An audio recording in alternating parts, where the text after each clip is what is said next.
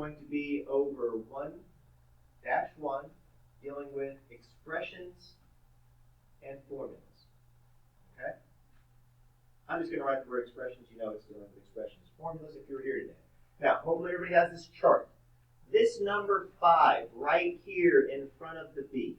If you scroll down that vocabulary list, there is a word that describes what that number 5 actually is. I'll give you a hint. It's either between coefficient and constant. Which one do you think that 5 represents? A coefficient or a constant? All right, is it a constant or a coefficient? Coefficient. That's right. Excellent. This is a coefficient. So we're going to write down coefficient. All right? A coefficient is right next to a letter or a variable. All right? That's what a coefficient is. However, this number 23, which is an awesome number because it's the number of Michael Jordan, right? Remember who Michael Jordan is, right? So he's not a god. He's a basketball god. All right? Oh, you said gosh. Okay, I was thinking you said he's a god. Well, he's a basketball god. All right? What does the number 23 represent? All right, so number 23 represents a? Constant. That's right. That's a constant. So I'm going to write the word constant down. So notice, I'm not writing long definitions of terms. I just want to know what they are and what they are not. Okay? Now, if I circle this little 2 right here of the x, all right, that one right there, does anybody know what vocabulary word describes that 2? All right, what is it? Power. That's a power. That's right. You got the power there. All right? That's a power. Okay, now, notice over here, I wrote, this is a monomial, all right? 1/3 x to the 3rd, y to the 4th, or x cubed, y to the 4th. The degree of this particular term is 7, because I took these exponents and I added them together, and I got the number 7. So when it asks you for what's the degree of the monomial, add the exponents together. Okay?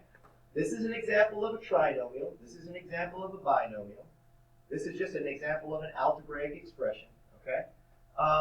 Is there anything that we haven't talked about that is up there that you're like, what the heck does this mean? Think we got it? Okay, yeah, those are terms. A polynomial, polytheism. That means you believe in more than one God, right? All right. A polygamist is somebody who has more than one wife. Okay. Polynomial. All right. I know. Not a good idea. It's hard enough making one wife happy. I can't try making like multiple wives. It's impossible. Okay.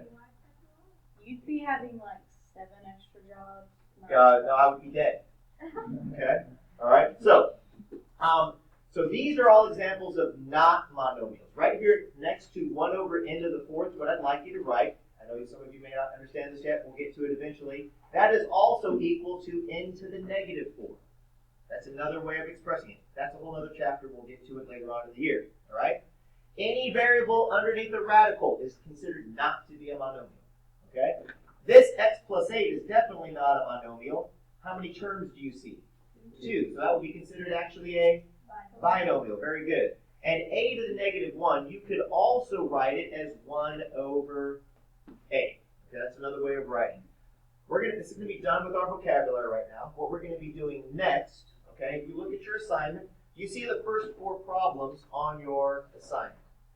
In our first 4 problems, you see how I've circled different things?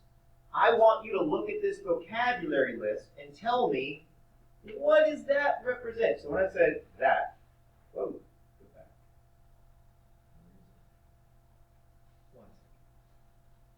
There we go. Why is it not working? Let's see if I can write now.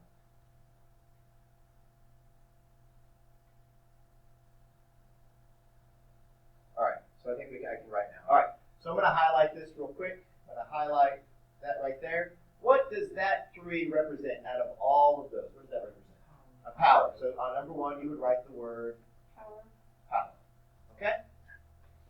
Obviously you're not going to use all these, right? Okay? Now, but you do need to understand the difference between this number 5 and this number 7. One of them is a coefficient and one of them is a constant. It's not telling you which one. Okay? So you can look at that and work on that. You can do this one later. What we need to do before the end of class is I need to teach you guys how to write. So write down number 6 in your journal. We're going to be going over how to solve number 6 in your journal. So I'm going to write down PIMDAS right here. So what I want you to do, you're going to do number 6 in your journal, and on your assignment, you're going to write down for number 6, done in journal. So you don't have to do it twice. What if I already did it? Then I have to do it twice. No, you don't. You have to do the correct way in your journal because you didn't do the correct way in your journal. It's okay. We're going to be writing sentences to go with it. Okay? Oh, no. Oh, yes. Oh, yes, we are. We're going to write complete sentences. You do this, right? Now, that's not true. You have to learn how to communicate no matter what you're doing. Thank you for participating. All right. P, what does P represent? Please stop. No, parentheses. Thank you for playing. All right. What about E? What does E represent? Exponents is correct. All right. Now, next to M and D, I'm just going to write multiply and divide without writing the words out. For A, plus, S, subtract. But I'm going to highlight some things. Multiplication and division are equal as far as what you need to do. You have to work them left to right. Adding and subtracting are also equal. You don't always do addition before you do subtraction. You have to work all of these, you have to work them from the left to the right, whichever one comes first. Sometimes you will do division before you do multiplication. All right? But you will always do multiplication and division before you do addition and subtraction. Okay? So I'm going to write this a little bit bigger so we can see. We have 12 minus open bracket 20 minus 2 times 6 squared divided by 3 times 2 squared inside of the parentheses, and we have a closed bracket. Of those, which do we have to do first? We have to solve the innermost parentheses first. So what I want you guys to do in your journals, I want you guys to write first, comma. I need to simplify, actually I'll say evaluate, instead of simplify. I need to evaluate the innermost parentheses. Now, something I'm going to do right now, while I'm writing this, is I'm going to highlight the innermost parentheses. Remember when I told you guys need twistables? All right?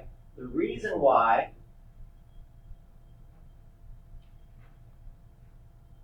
I want you guys to have twistables is as you're doing a problem and you're writing out how to do it.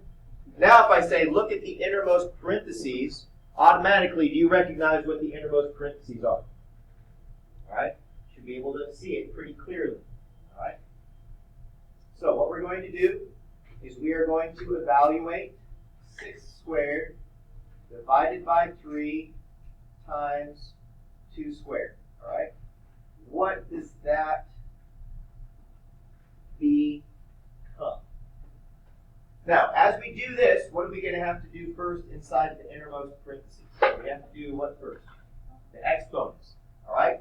So, if we do the exponents first, what are we going to have? So, 6 squared becomes 36 divided by 3 times 4, because we evaluated the exponents first. Okay? So right here I'm going to write after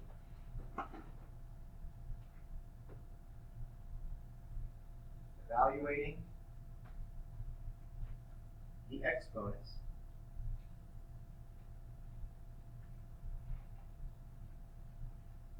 I will work the problem from left to right. Okay? So if I work the problem left to right, all right, let's think about what we have. We have 36 divided by 3. What is 36 divided by 3? It's 12, right? What's 12 times 4? 48. Okay? So, if we work the problem from left to right, we get 48. All right, so after we did that, it yields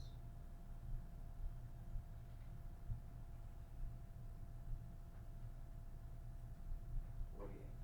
Okay? Next.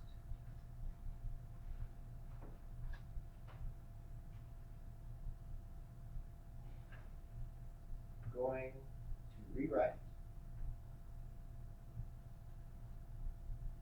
the expression.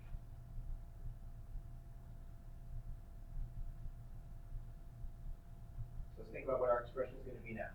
We still have 12, right? We have 20 minus 2.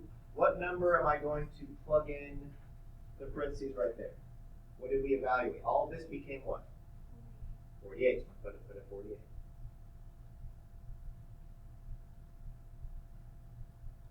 Now,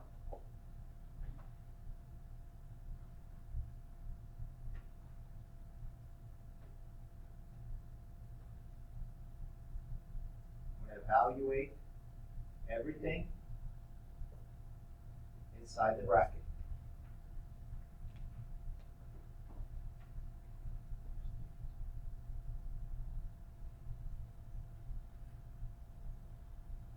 Starting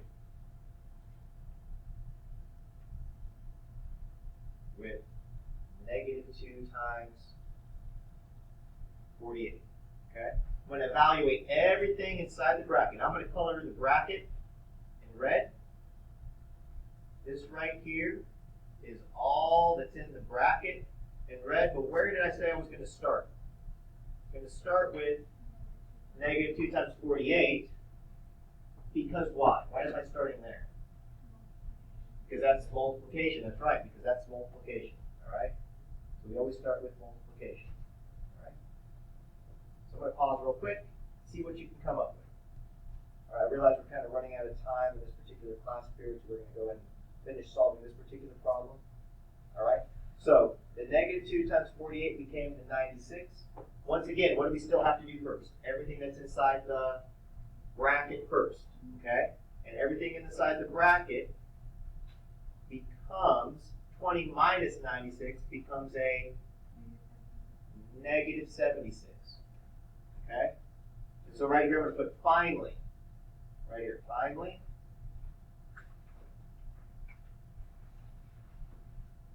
Evaluate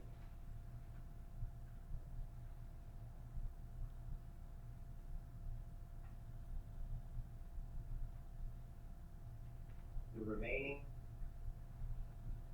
bracket by canceling out the negatives. Okay?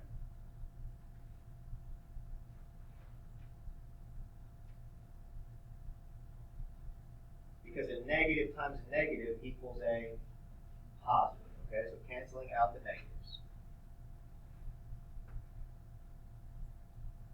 Guys, there's not one right way to write this. Obviously, if we took a lot of time, we could probably do a better job of writing our sentences. What I want you to get used to is being able to explain yourself. When you guys get older, you're going to have to know how to explain something to somebody else. All right? Hopefully, you'll be able to do that. So, basically what we get is we get 12 plus 76, which finally gets us to 88. Okay? All right. What I want you guys to do is, this was the tougher of the two problems. I want you guys to write in complete sentences number 5.